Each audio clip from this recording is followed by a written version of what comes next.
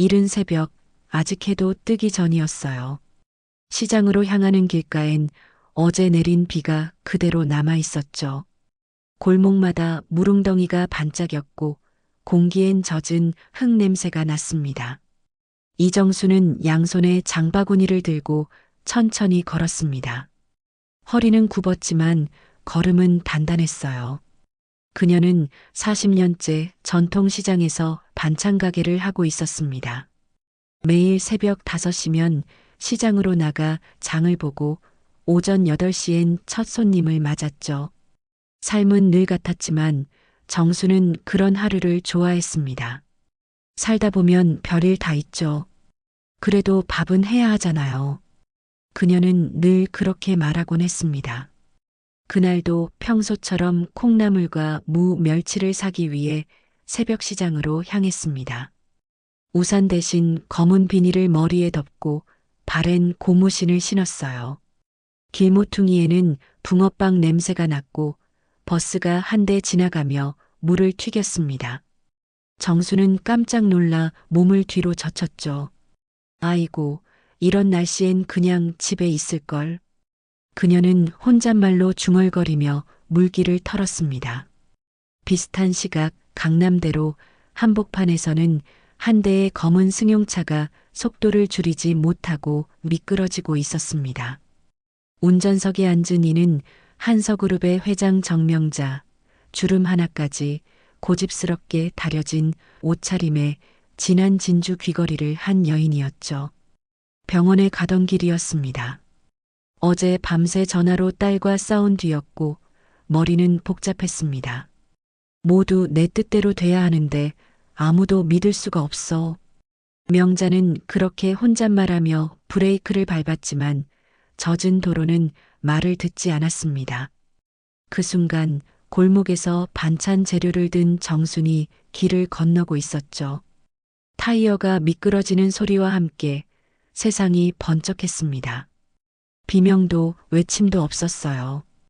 오직 차 유리 깨지는 소리만 짧게 울렸습니다. 눈을 뜬 건 하얀 빛이 가득한 병실이었습니다. 머리가 무겁고 팔에는 주사 바늘이 꽂혀 있었죠. 천장에 달린 조명이 눈을 찔렀습니다. 회장님, 괜찮으세요? 들리세요? 간호사의 목소리가 들렸어요. 정수는 눈을 깜빡이며 주변을 둘러봤습니다. 회장님? 그 단어가 귀에 걸렸습니다. 저기 회장님이라니 누구요? 전 그냥.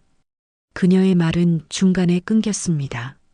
문이 열리며 한 남자가 들어왔거든요. 그는 정장 차림에 눈가가 붉게 충혈되어 있었습니다. 어머니, 정말 다행이에요. 정신이 드셨군요. 정수는 눈을 크게 떴습니다. 어머니요? 그게 무슨 소리예요? 나 자식 없는데.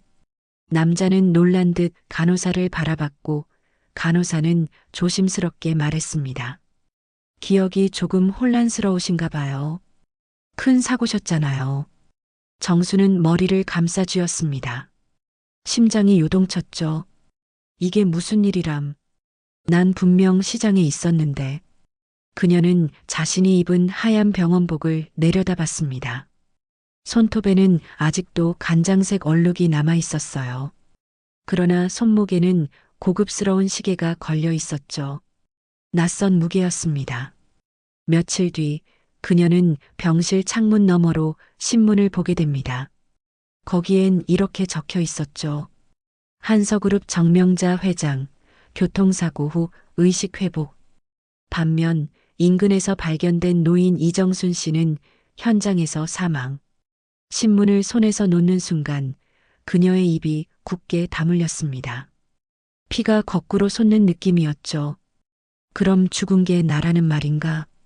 그날 이후 병실 문 밖의 세계는 이상하게 느껴졌습니다. 누군가 그녀의 일거수일투족을 감시하는 듯했고 모든 사람이 그녀에게 과도하게 친절했습니다. 식사는 최고급이었고 옷장은 값비싼 옷으로 가득했습니다. 하지만 마음속은 불안했습니다. 이건 내 세상이 아니에요. 내가 왜 여기 있는지 모르겠어요. 밤마다 정수는 잠들지 못했습니다. 그녀는 천장만 바라보다가 속삭이듯 말하곤 했죠. 나 다시 집에 가야 해요. 내 가게도, 내 반찬 냄새도, 내 이름도 그대로 있는데. 하지만 병실 문은 닫힌 채 열리지 않았습니다. 간호사는 늘 웃었지만 문 건너편의 사람들은 냉랭했죠.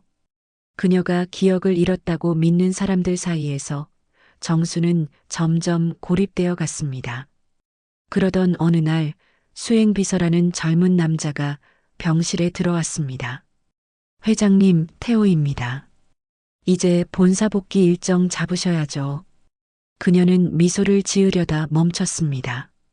태호 씨네 이름이 뭔지 정말 몰라요?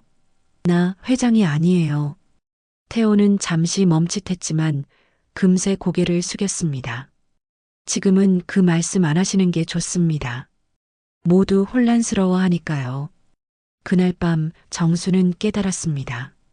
이 세상은 자신을 정명자 회장이라 믿고 있었고 진짜 이정수는 신문 속 한 줄 기사로만 남았다는 거리요. 창문 밖으론 빗줄기가 다시 떨어지고 있었습니다. 도시의 불빛이 물방울 위에서 흔들렸어요. 정수는 천천히 눈을 감았습니다. 하늘이 나한테 장난치는 거죠? 그녀의 목소리는 떨렸지만 속눈썹 끝엔 강한 빛이 남아 있었습니다. 무언가 바뀌기 시작한 느낌이 들었어요. 이 낯선 이름 속에서 자신이 해야 할 일이 있을 것 같았습니다. 그녀는 손을 꼭 쥐었습니다. 그래요. 일단 살아봐야죠. 그래야 뭐가 잘못된 건지 찾을 수 있으니까. 병실 창문이 바람에 살짝 흔들렸습니다. 그 바람 사이로 아직 시작되지 않은 거대한 이야기가 스며들고 있었죠. 누군가는 죽었고 누군가는 대신 살아남았습니다. 그리고 그날부터 이정순의 두 번째 인생이 조용히 시작되었습니다. 눈을 떴을 때의 어지럼증은 가셨지만 박순희의 머릿속은 여전히 복잡했습니다. 침대 머리맡에는 고급스러운 꽃바구니와 과일 바구니가 가득했고 창문 너머로는 넓은 정원이 보였습니다. 그곳에는 정성껏 다듬어진 조경수와 분수가 있었어요. 여기가 어디라고요? 그녀의 목소리는 여전히 떨렸습니다. 간호사는 미소를 지으며 말했습니다. 회장님, 아직 기억이 완전히 돌아오지 않으신 것 같아요. 여기 청운재단 병원이에요. 교통사고 이후로 열흘 동안 의식이 없으셨어요. 청운재단이라는 말이 낯설게 울렸습니다. 청운이라니 내가 알던 건물 청소업체 이름도 아닌데. 박순희는 자신이 알던 세상과 전혀 다른 공간에 있다는 걸 느꼈습니다. 며칠 뒤 그녀는 휠체어를 타고 병실 밖으로 나갔습니다. 병원 복도에는 고급 향수가 은은히 퍼져 있었고 간호사들은 정중히 허리를 숙여 인사했습니다. 회장님, 오늘은 괜찮으신가요? 그럴 때마다 박순희는 억지로 미소를 지었습니다. 예, 뭐 조금 나아요. 하지만 속으로는 소름이 돋았습니다. 자신이 회장님이라 불릴 이유가 없었기 때문이에요. 그녀는 여전히 가난한 가정부 박순희였습니다. 이름도 인생도 바뀌었다는 사실이 믿기지 않았습니다. 며칠 후 퇴원 수속을 밟던 날 병실 문이 열리고 중년 남자가 들어왔습니다. 고급 양복의 차가운 인상이었습니다. 어머니, 퇴원하신다니 다행입니다. 그는 아들이라고 불리던 사람이었죠. 이름은 정민호, 청운그룹의 부회장이라고 했습니다. 박순희는 조심스럽게 웃으며 말했습니다. 그래, 자네가 내 아들이라 했지요? 민호는 잠시 눈빛이 흔들렸지만 곧 미소를 지었습니다. 그럼요, 어머니. 저예요. 어머니가 저를 몰라보셔서 마음이 아팠습니다. 하지만 그 미소에는 뭔가 차가운 온기가 섞여 있었습니다. 그녀는 본능적으로 느꼈습니다. 이 남자는 진심이 아니다. 청운가의 저택으로 돌아온 첫날, 박순희는 입을 다물지 못했습니다. 넓은 정원, 그림 같은 별장, 고급 가구들. 이게 다 내 집이라고요? 옆에 있던 가사도우미가 공손히 대답했습니다. 예, 회장님. 여기는 청운가 본체입니다. 그녀는 순간 어지러웠습니다. 그토록 열심히 남의 집 청소만 하며 살던 자신이 이젠 그 남의 집 주인이 되어 있었으니까요. 밤이 되자 잠이 오지 않았습니다. 침대맡의 사진 액자 속에는 자신과 닮은 또 다른 여인이 미소 짓고 있었습니다.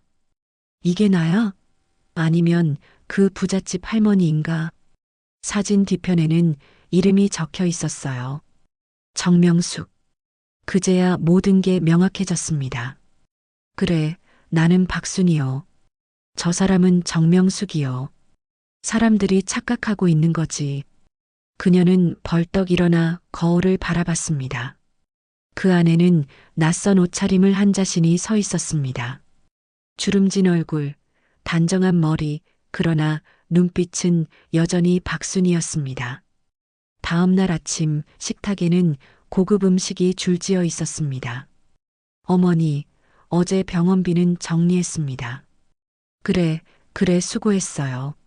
민호의 말투에는 예의가 있었지만 어딘가 날이 서 있었습니다.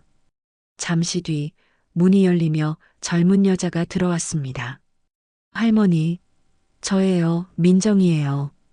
그녀는 회장님의 손녀였습니다. 밝고 예의 바른 인상이었죠. 민정은 박순이의 손을 꼭 잡았습니다. 할머니, 이제 제발 무리하지 마세요. 다시는 사고 나면 안 돼요. 그 따뜻한 손길에 박순이의 눈가가 붉어졌습니다. 고맙네 자네가 참 마음이 곱구나. 하지만 그 순간 민호가 무표정하게 말을 끊었습니다. 민정아, 할머니 피곤하시다. 그만하자. 민정이 아쉬운 얼굴로 물러났습니다. 그때 박순이는 깨달았습니다. 이 집안은 따뜻함이 없는 곳이다. 며칠 후 저녁 무렵 그녀는 몰래 창밖을 바라보다가 이상한 장면을 보았습니다. 마당 한쪽에서 민호가 누군가와 낮은 목소리로 통화하고 있었습니다. 네, 어머니 상태는 그대로예요. 다행히 아직 기억이 완전히 돌아오진 않았어요. 네, 유언장 문제도 천천히 진행하겠습니다. 박순이의 손이 떨렸습니다. 유언장? 그게 뭐요? 내가 뭘 남겼다고. 그녀는 숨을 죽였습니다. 그제야 자신이 진짜로 위험한 자리에 앉아 있다는 걸 느꼈습니다.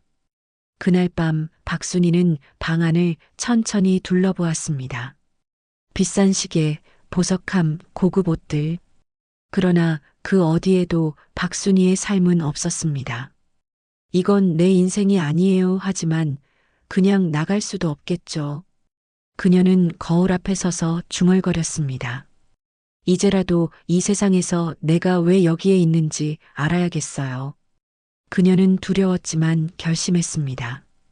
이 낯선 인생을 버리지 않고 그 속의 진실을 찾아보겠다고요. 청운가에 들어온 지 어느덧 한 달이 지났습니다. 박순이는 여전히 정 회장님으로 살고 있었어요. 몸은 회장님의 옷을 입고 있었지만 마음속은 여전히 시장에서 장바구니를 들고 다니던 박순이 그대로였습니다.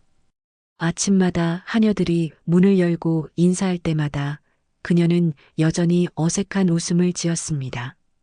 예, 다들 수고들 많아요. 그럴 때마다 사람들은 고개를 숙였지만 그들의 눈빛 속에는 경계와 의심이 함께 섞여 있었어요. 요즘 들어 박순이는 자주 누군가의 시선을 느꼈습니다. 복도를 지날 때면 문틈 사이로 시선이 따라붙었고 식탁에 앉으면 하녀들이 눈을 피했습니다. 가끔은 그들의 속삭임이 들렸습니다. 회장님 요즘 좀 이상하지 않아? 그러게요. 말투도 다르고 전에는 절대 그런 표정 안 지으셨잖아요. 그녀는 아무렇지 않은 척했지만 가슴속은 쿵쾅거렸습니다. 들키면 끝이야. 이 사람들은 나를 믿지 않아. 하루는 박순이가 거실에서 오래된 앨범을 꺼내보다가 사진 사이에서 한 장의 서류를 발견했습니다. 청운문화재단 장학사업네요. 거기에는 회장 이름으로 기부된 거액의 돈이 적혀 있었지만 실제로는 자금 흐름이 이상했습니다. 이건 이상하네요. 돈이 어디론가 새고 있어요. 그녀는 숫자를 하나하나 손가락으로 짚으며 속삭였습니다. 그리고 그 밑에는 낯익은 이름이 있었습니다. 정민호 부회장 승인. 그녀의 머리가 하얘졌습니다. 민호 자식이 그 돈을 건드렸구나. 그날 저녁 식탁에서 박순희는 조심스레 말을 꺼냈습니다. 민호야, 요즘 회사 일은 괜찮아요? 그럼요, 어머니. 순조롭습니다. 그래요? 장학재단도 그렇겠죠? 민호의 젓가락이 잠시 멈췄습니다. 장학재단이요? 왜 갑자기 그걸 물으십니까? 아니, 그냥 예전에 내가 기부한 게 잘 쓰이고 있나 궁금해서요. 그녀가 웃어 보였지만 민호의 눈빛은 차가웠습니다. 어머니는 그런 걸 신경 안 쓰셔도 됩니다. 건강이나 챙기세요. 그 말 속에는 더 이상 묻지 말라는 경고가 섞여 있었습니다. 그날 이후로 민호는 집안의 서류 보관함에 자물쇠를 걸었습니다. 박순희는 더 이상 쉽게 접근할 수 없었습니다. 며칠 후 그녀는 마당을 걷다 정원사 노인을 만났습니다. 노인은 오래전부터 청운가를 돌보던 사람으로 회장님과도 가까웠다고 했습니다. 회장님, 요즘 많이 힘드신가 봅니다. 예, 조금 생각이 많아요. 그녀가 조심스레 웃자 노인은 잠시 뜸을 들이다가 말했습니다. 며칠 전 부회장님이 오셔서 이 정원도 정리하라 하시더군요. 회장님께서 세우신 조경이라 손 떼면 안 된다고 말씀드렸는데도요. 그녀는 순간 가슴이 철렁했습니다. 저 사람, 나를 완전히 밀어내려는 거구나. 밤이 되자 잠이 오지 않았습니다. 박순희는 방 한구석 서랍을 열어 오래된 일기장을 꺼냈습니다. 그건 병원에서 처음 깨어났을 때 침대 밑에서 우연히 발견한 것이었어요. 정명숙의 일기라고 쓰여 있었습니다. 그녀는 조심스레 첫 장을 넘겼습니다. 내 아들 민호는 점점 변하고 있다. 돈 앞에서는 나도 모르는 얼굴이 된다. 내가 죽으면 재단의 돈이 엉뚱한 손에 들어갈까 두렵다. 박순희는 손을 떨었습니다. 일기 속의 불안은 지금 그녀의 현실이 되어 있었어요. 그럼 이건 단순한 사고가 아닐 수도 있겠네요. 다음 날 그녀는 몰래 병원으로 찾아갔습니다. 자신이 처음 깨어난 그곳이었죠. 담당 간호사를 찾아가 조심스럽게 물었습니다. 그날 사고 때 혹시 다른 분은 어떻게 되셨는지 아시나요? 간호사는 망설이다가 대답했습니다. 그날 함께 실려오신 분은 사망하셨다고 들었습니다. 얼굴이 너무 닮으셔서 처음엔 저희도 헷갈렸어요. 박순희는 머리가 멍해졌습니다. 그분 신원은요? 그건 병원 기록에는 정명숙 회장님으로 되어 있었어요. 순간 온몸이 굳었습니다. 그럼 나는 살아남은 박순희고 죽은 사람은 진짜 회장이었단 말이야? 하지만 세상은 반대로 알고 있었습니다. 살아남은 건 회장님이시다. 그녀는 병원 앞 벤치에 앉아 멍하니 하늘을 보았습니다. 바람이 세차게 불었고 머리카락이 흩날렸습니다. 이걸 어떻게 해야 하나요?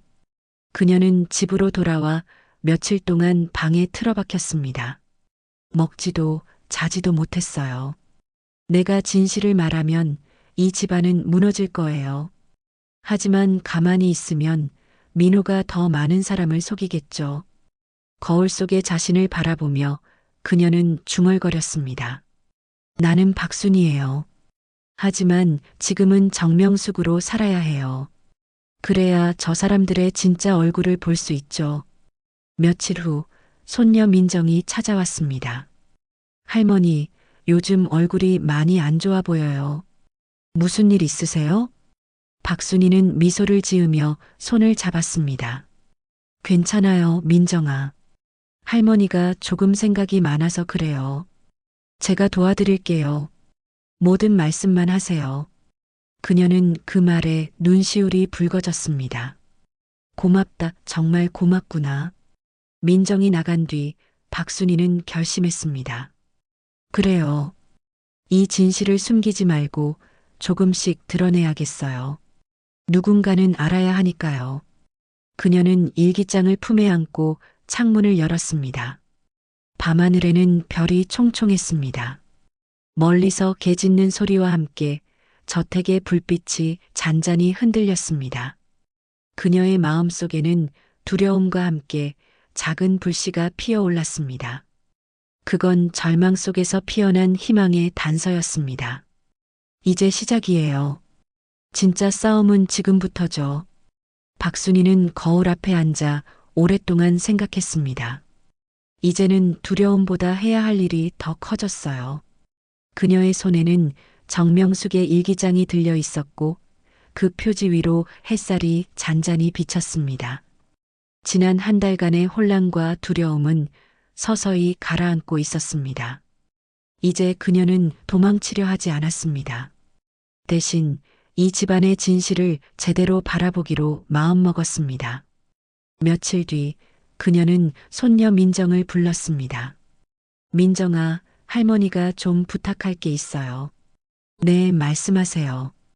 옛날 서류들 중에 장학재단 관련된 것 좀 같이 봐줄래요? 글씨가 작아서 잘 안 보여요. 민정은 놀란 얼굴로 웃었습니다. 할머니가 직접 보시려고요? 아빠가 그런 거 신경 쓰지 말라 했잖아요. 박순이는 부드럽게 웃었습니다. 그래도 궁금하잖아요.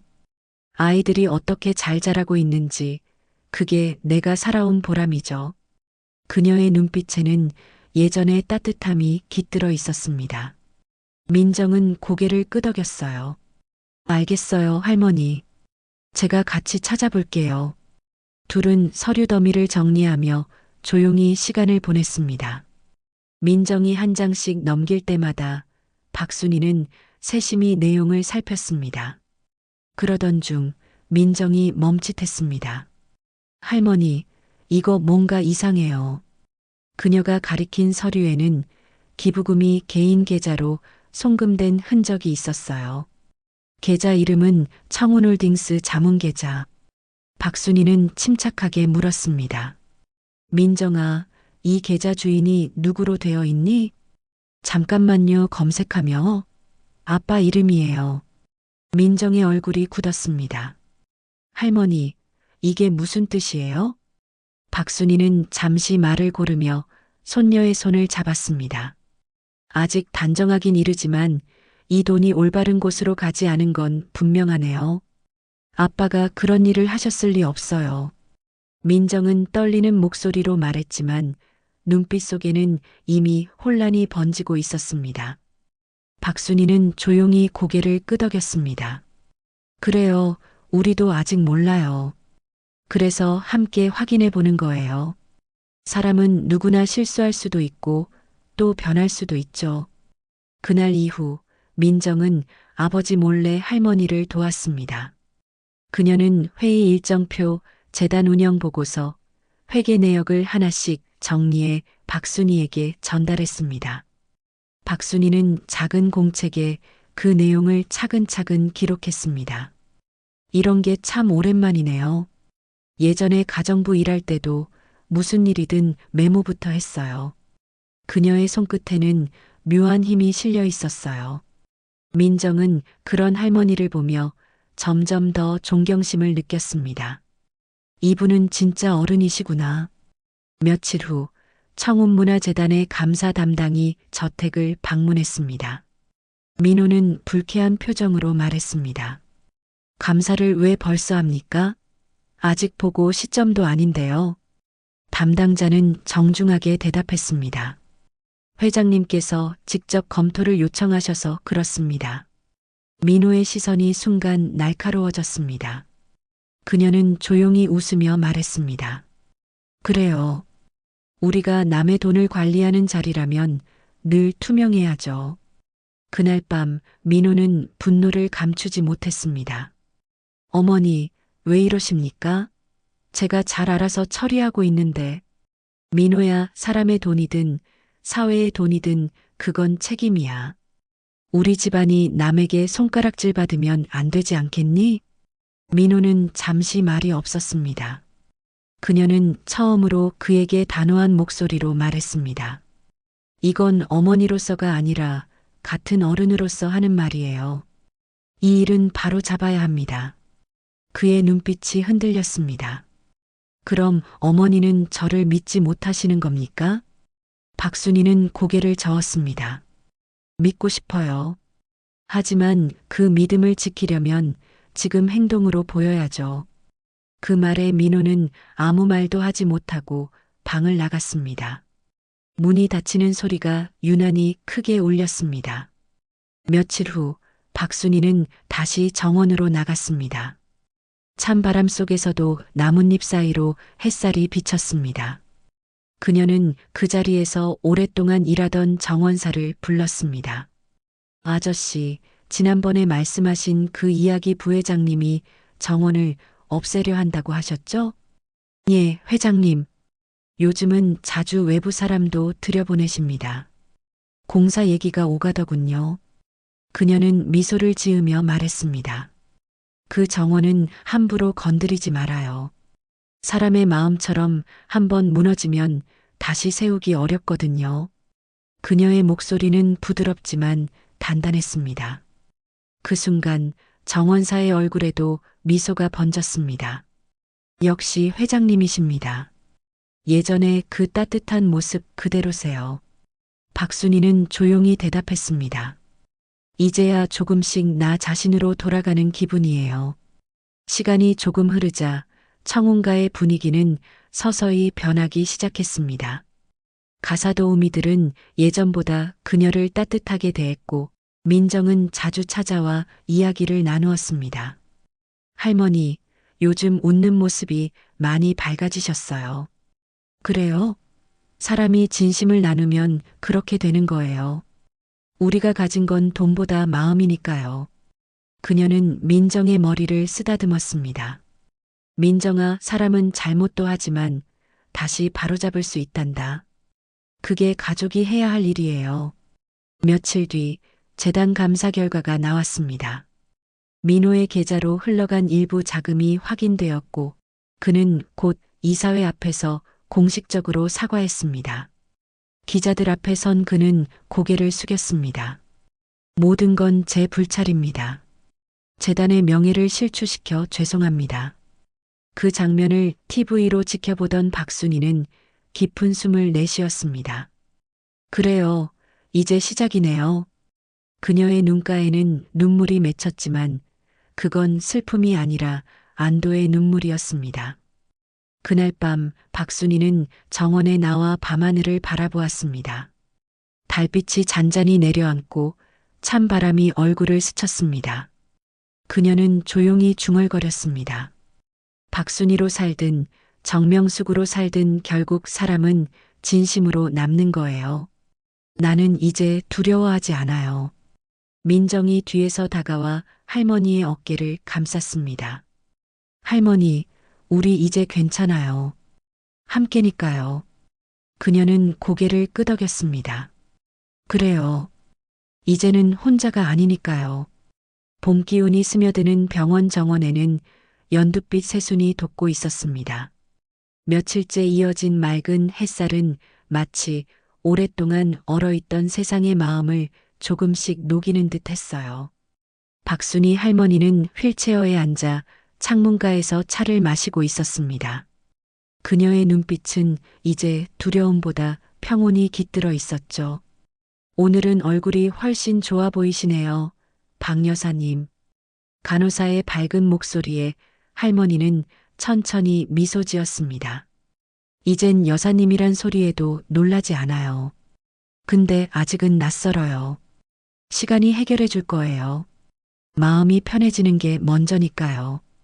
그녀는 고개를 끄덕이며 창밖을 바라봤습니다. 겨울이 가고 새 봄이 오는 것처럼 자신의 인생도 다시 피어나고 있음을 느꼈습니다. 며칠 후 할머니는 집으로 돌아왔습니다. 이제 그 화려했던 대저택도 조금 달라 보였어요. 한때 자신을 가짜라 몰아붙이던 며느리 지영이 현관 앞에 서 있었습니다. 그녀의 눈빛엔 조심스러운 후회가 담겨 있었죠. 어머니, 아니, 박순이 어머니. 그동안 죄송했습니다. 지영의 목소리는 떨리고 있었습니다. 제가 너무 이기적이었어요. 어머니가 어떤 분이신지도 모르고 함부로 말했어요. 순이 할머니는 잠시 말을 잇지 못했습니다. 그녀의 손끝이 미세하게 떨렸어요. 그동안 쌓였던 감정이 한꺼번에 밀려왔지만 이젠 싸울 이유가 없었습니다. 그녀는 천천히 지영의 손을 잡았습니다. 나도 많이 서툴렀어요. 나라고 겁이 안 났겠어요. 하지만 이제는 서로에게 미안하단 말보다 고맙단 말이 더 어울리겠죠. 그 순간 두 사람의 눈에는 맑은 눈물이 맺혔습니다. 감정이 터져나오는 대신 긴 세월의 오해가 녹아내리는 듯 했어요.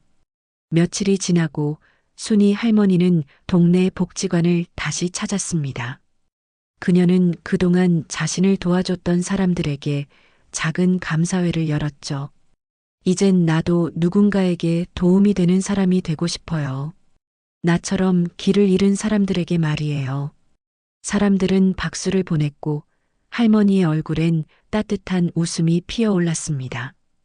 그녀는 여전히 부잣집 안주인으로 불렸지만 그 이름 안에는 이제 진짜 자신이 함께 살아 있었습니다. 그녀는 회장님이 남긴 일기를 꺼내 펼쳤습니다. 사람은 가진 게 아니라 나누는 마음으로 살아야 한다. 그 문장이 새삼 가슴 깊이 와닿았습니다. 이젠 알겠어요. 그 사람의 삶이 아니라 나의 삶을 살아야 한다는 걸요. 그녀는 조용히 중얼거렸습니다. 시간은 흘러 여름의 초입이 다가왔습니다. 할머니는 작은 찻집을 열었습니다. 이름은 두 사람의 봄. 그곳엔 예쁜 도자기 잔들이 줄지어 있었고 한켠에는 노인들이 손수 만든 공예품이 진열돼 있었죠. 할머니, 이거 팔리면 다음 주에도 만들어야겠네요. 동네 꼬마가 신나게 외쳤습니다. 그래, 그래. 우리 가게가 잘 되면 다 같이 여행 가야죠. 순이 할머니의 웃음소리는 오래된 라디오처럼 따뜻하게 울렸습니다. 이제 그녀는 두려움 대신 감사로 하루를 채웠습니다. 나는 누구인가라는 질문은 나는 누구에게 어떤 사람이 되고 싶은가로 바뀌었죠. 그날 저녁 찻집 문을 닫으며 할머니는 노을을 바라봤습니다. 멀리서 남편이 생전에 자주 하던 말이 들리는 듯 했습니다. 순이야, 인생은 다시 시작할 수 있는 거야. 그녀는 살며시 고개를 끄덕이며 속삭였어요. 맞아요. 나 다시 시작했어요. 노을빛이 유리창에 비치며 그녀의 얼굴을 물들였습니다. 그 빛은 따뜻하고 단단했습니다. 그녀의 두 손은 주름졌지만 마음은 누구보다 젊었습니다. 인생은 한 번뿐이지만 마음은 몇 번이고 다시 태어날 수 있습니다. 삶이 엉켜도 이름이 바뀌어도 결국 자신답게 살아가려는 용기만은 바뀌지 않아요. 박순이 할머니의 이야기는 그 사실을 조용히 알려줍니다. 누군가의 삶을 대신 살아야 했던 그녀는 결국 자기 자신으로 돌아왔습니다. 그리고 그 길 끝에는 화려함이 아닌 작지만 진짜 따뜻한 행복이 있었습니다. 이 감동 스토리가 좋으셨다면 좋아요 버튼을 눌러주세요.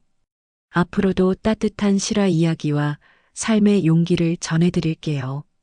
구독과 알림 설정까지 해주시면 새로운 이야기가 올라올 때 바로 확인하실 수 있습니다. 함께 마음을 나누는 시간이 계속되면 좋겠어요. 우리 모두 조금씩 용기를 내며 살아가요. 다음 이야기에서 또 만나요.